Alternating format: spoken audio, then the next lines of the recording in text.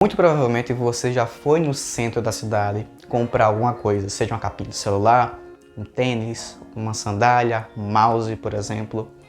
E em todas as lojas que você entrou, o vendedor explicou o porquê que você deveria adquirir aquele produto, porquê que aquele produto resolve o seu problema, quais são as vantagens, o custo-benefício daquilo. Ele fez uma introdução ao produto para fazer com que você adquira ele.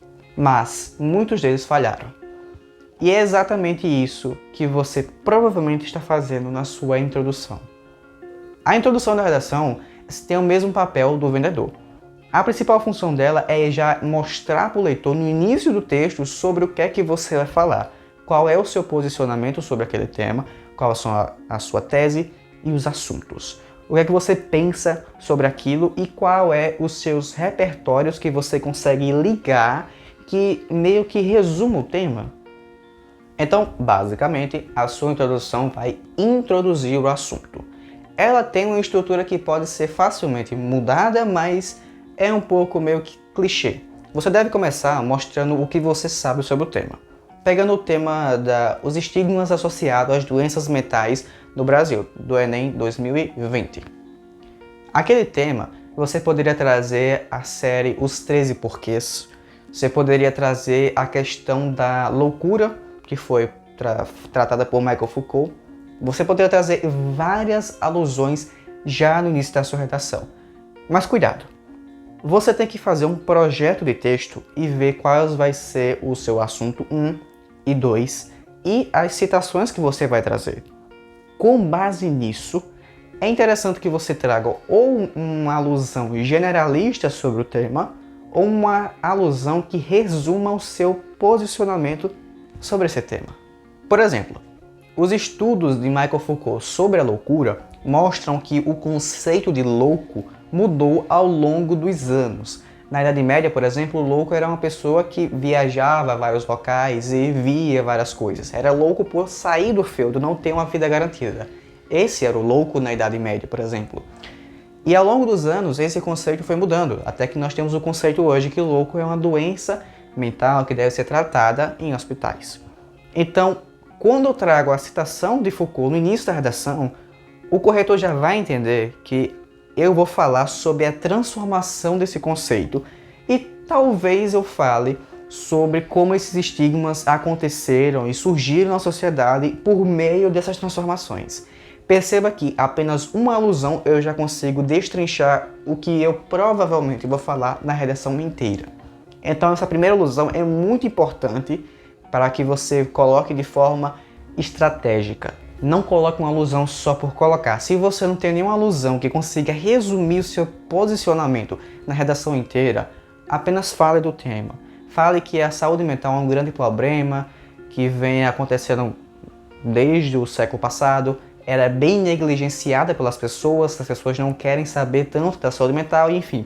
Fale um pouco sobre o tema e diga que os estigmas associados às doenças mentais ocorrem pela tese, a qual é intensificada pelo assunto 1 e 2.